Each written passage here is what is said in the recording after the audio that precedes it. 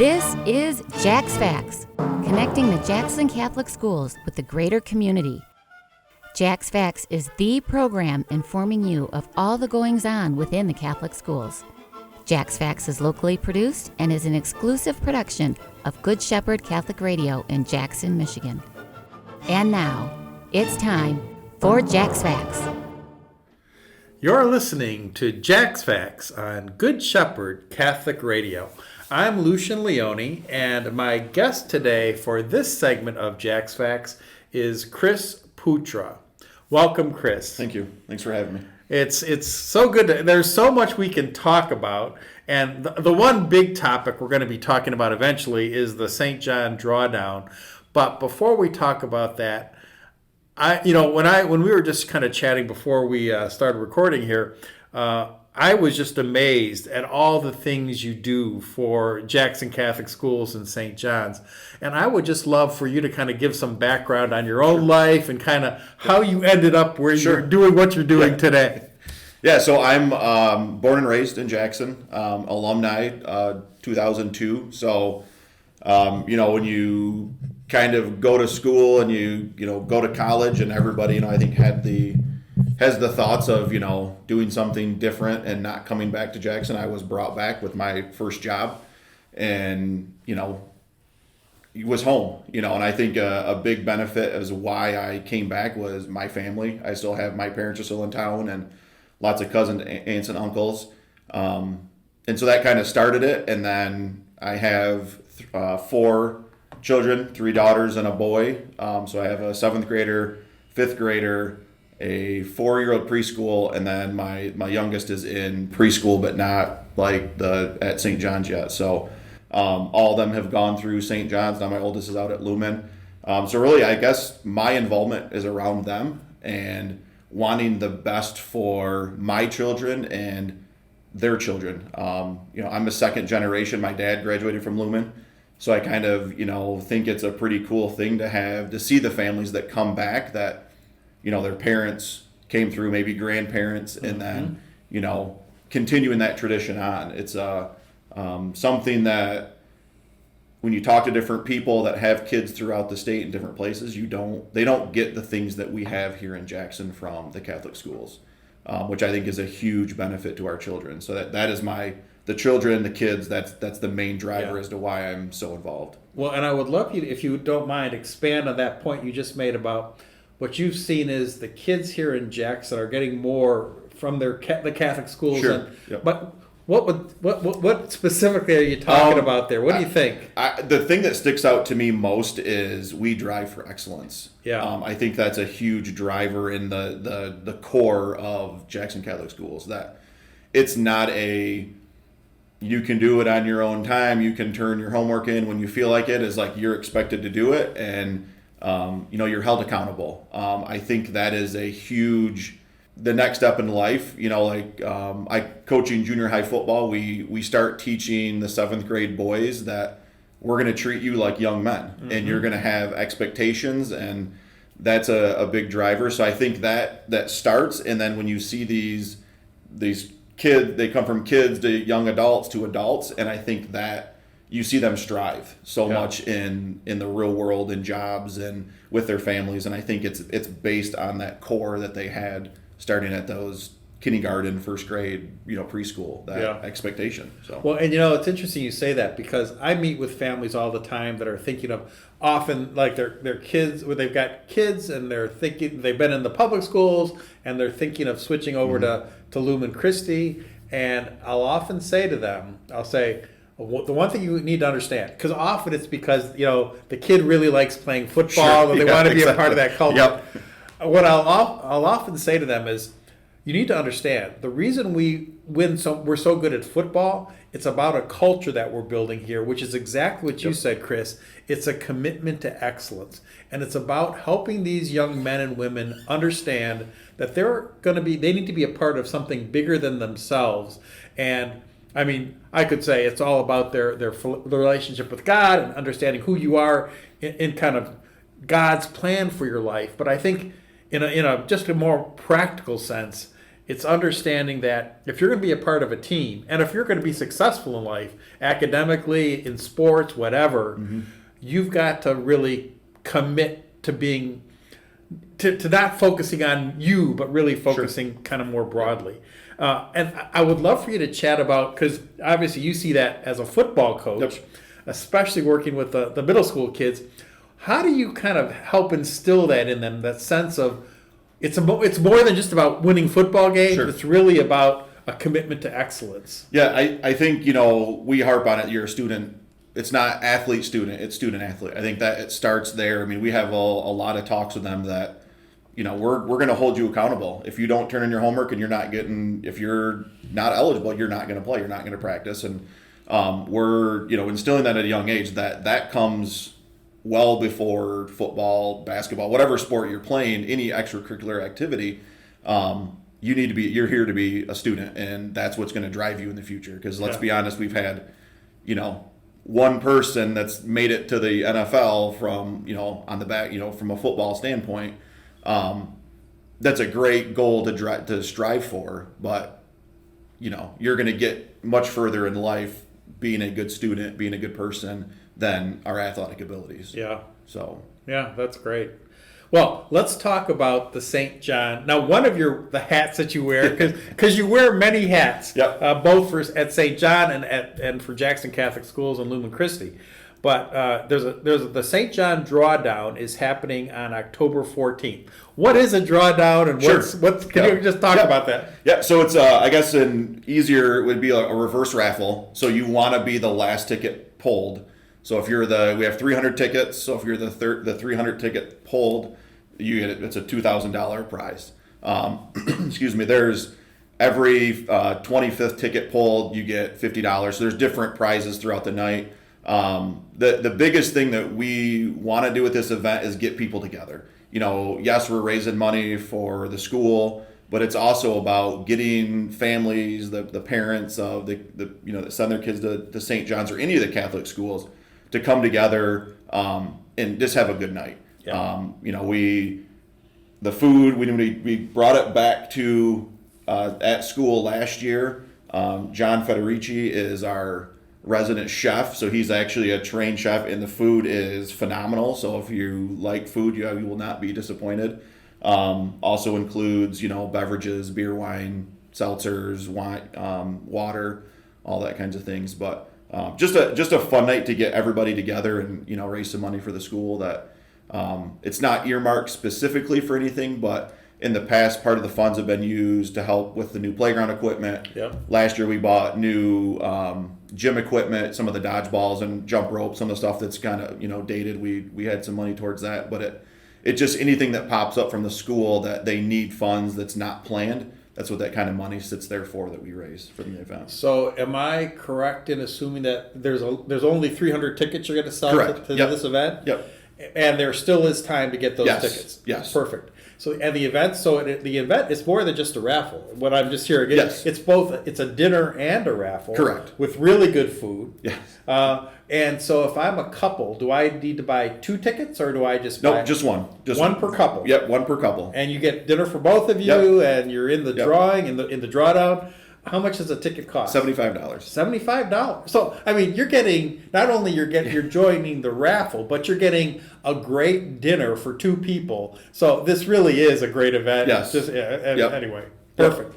And that's going to be on, October 14th. Is that a Saturday? It's a Saturday. Yep. Okay. So the doors open at 6. We'll usually start the drawing 6:30, 6:45, and then we spend. I think last year we got done.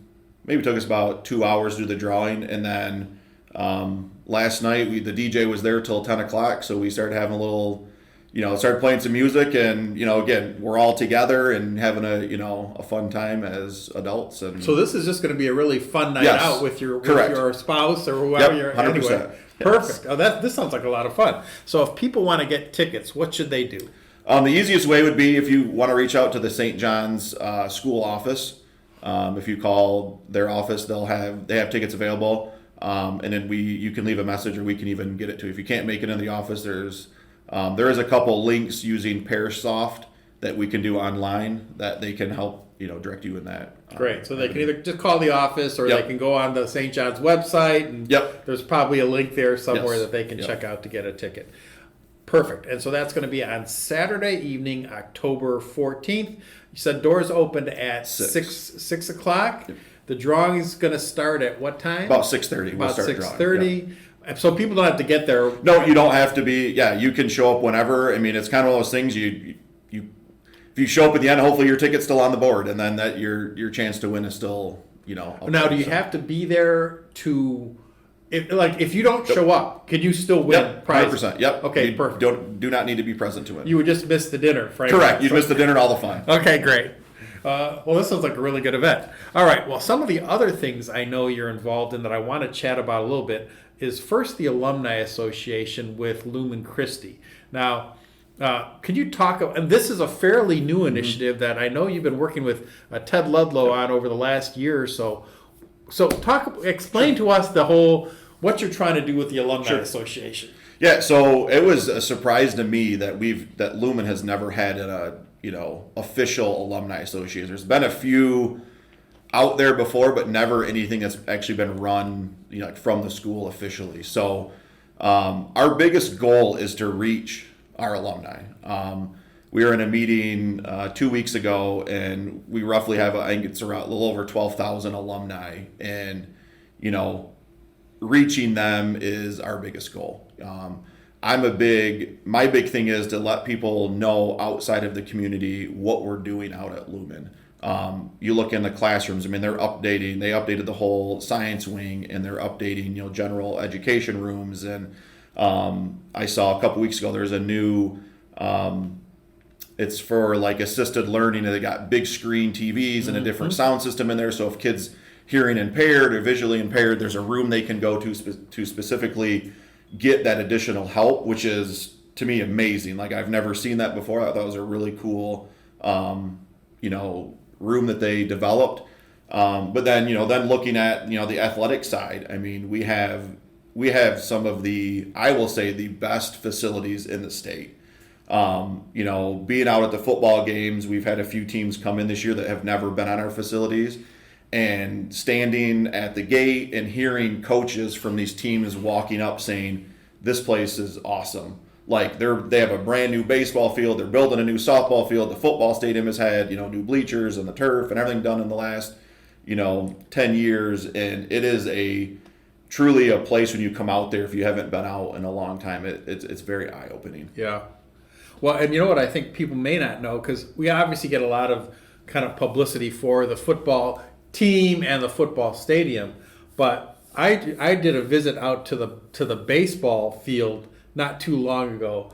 I could not believe the quality of that. And when I saw that, I think what they call it, the clubhouse behind the dugout, I thought, this is crazy. Yeah. I mean, and I thought if I were a kid playing baseball, this is absolutely and I think the important thing there is it's not just about having great facilities, but it really is about, as you were saying earlier, our commitment to excellence, that we're trying to help these families. Because we know it's a big sacrifice to be a part of Jackson Catholic Schools, that if you make that sacrifice, we're going to do everything we can so they have not only a great experience kind of academically and providing all the support they can get, but a great experience in the classroom and in their faith formation, that we're really trying to give them the best experience holistically as we can. Yep.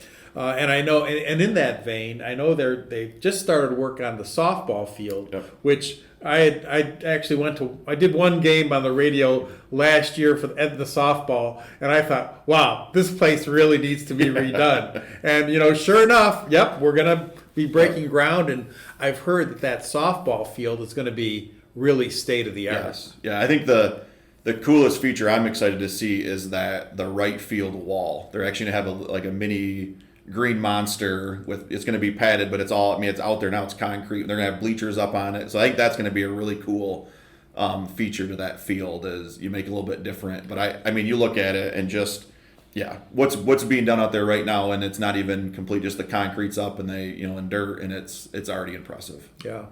Well, and the Alumni Association is all a part of this because you're obviously trying to help raise funds to support some of these initiatives. So what if somebody's out there listening who's an alum and they think, boy, I would love to get involved, what should they do?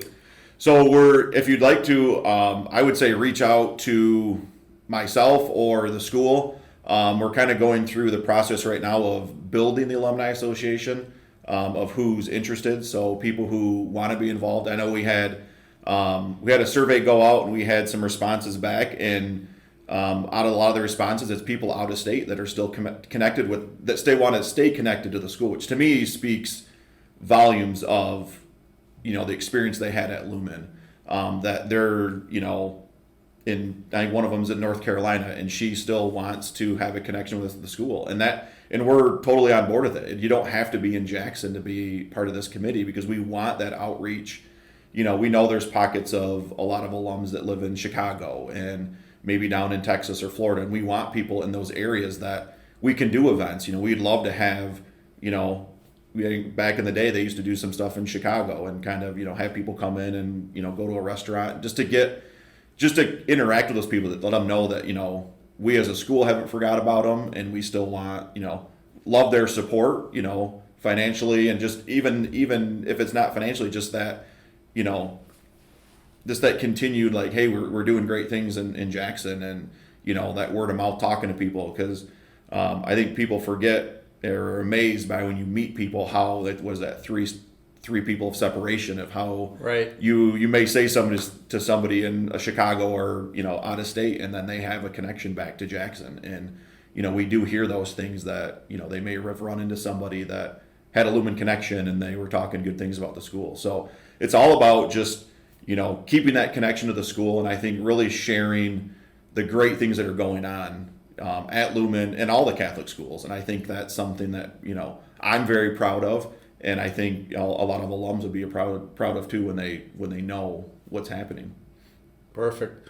All right. So if people are interested, can they contact you or contact Ted or just? Ted's probably going to be the easiest one. Okay, His stuff's great. going to be on the they can find him on the website. But I know Ted will link up with me, and perfect. We'll get everything. So for any of our straight listeners who are alums and are thinking, yeah, I'd like to get involved, and I'm sure there's every what you do typically for alums, like you just had your 20th reunion. So my 20th was last year, but we hope there was the 50-year reunion.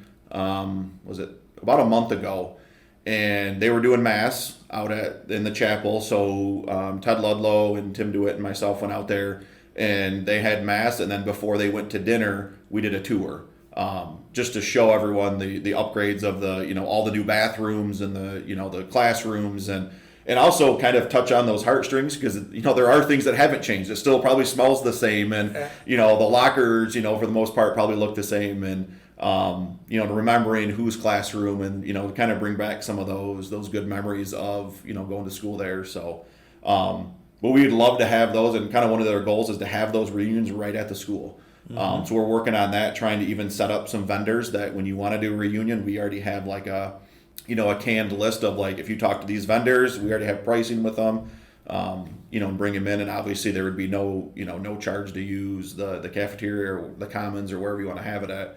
But really just getting, people back on campus, especially with the reunions. And, if you've been away for 10 years, you're going to notice there's a lot has changed out there. Well, and you're really, when you talk, because you mentioned it early on, is that you said you're a third generation? You're second generation. Yep. And your kids are obviously going to be third generation. Yep. What I have seen that's kind of somewhat unique, I've lived my adult life in, Ann Arbor, and then East Lansing and Grand Rapids. But Jackson, and which are all more like college, a little bit more college towns. Grand Rapids, not so much, but especially where I live now in East Lansing, you don't have the kind of family history that this community really has. I mean, families, as you're kind of an example of, are really committed, that they grew up in Jackson, that their parents grew up in Jackson, that they really are working to make this a special place. And it just speaks volumes about the kind of and it's not just kind of a Jackson thing, but it's their commitment to the schools, the parishes, and really making this a special place. Yeah. It is kind of unique from what I've seen. Yeah. No, and I think that is a very unique and special thing. I think even when you look at some of the projects we're doing, there's a lot of those multiple generation families that have stepped up to help support those projects. Yeah. And that's what we, obviously we need that to continue to grow, but it is very heartwarming to see those families, obviously putting, some substantial funds down to support the schools and athletics and everything. Yeah, great.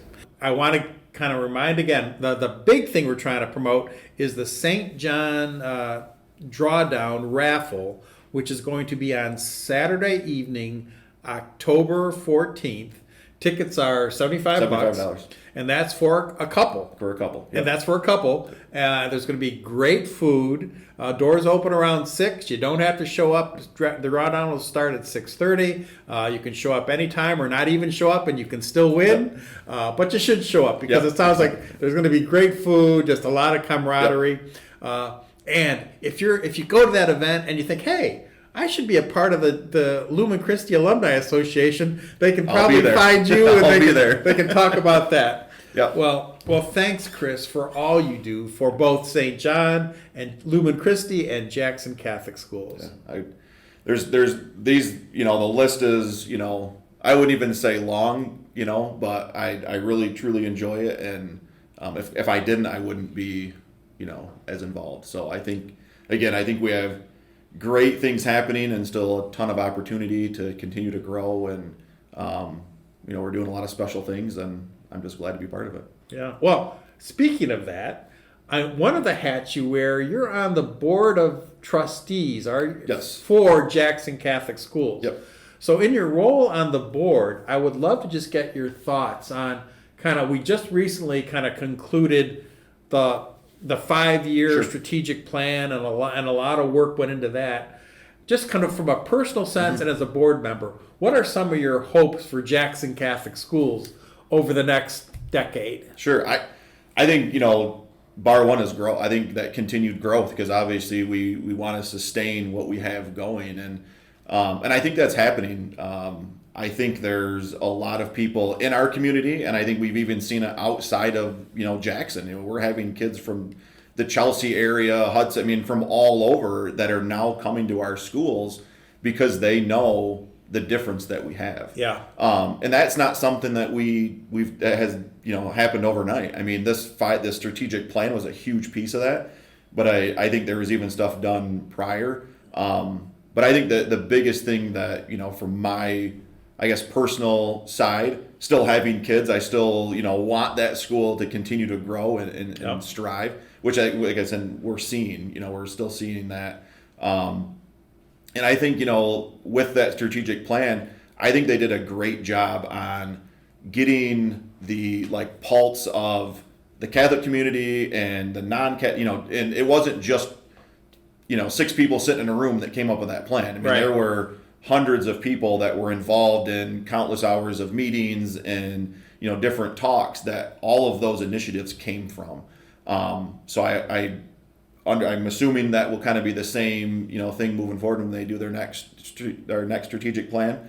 And I think people truly appreciate that they have a voice, and, that it's not just, Tim and Stephanie making decisions. It is the community saying hey, we think this is important. And, then that kind of, goes down the line of development.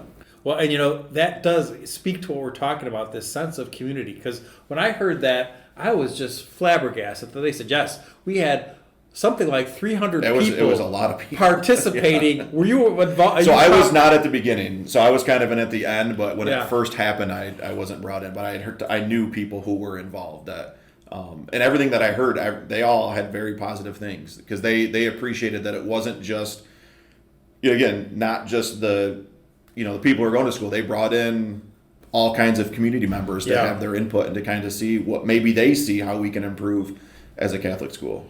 Yeah, and that's so cool, because I'm just trying to think how hard it is to get 300 people to do anything, but to get them to commit to a strategic planning process and to giving their input in that and all that.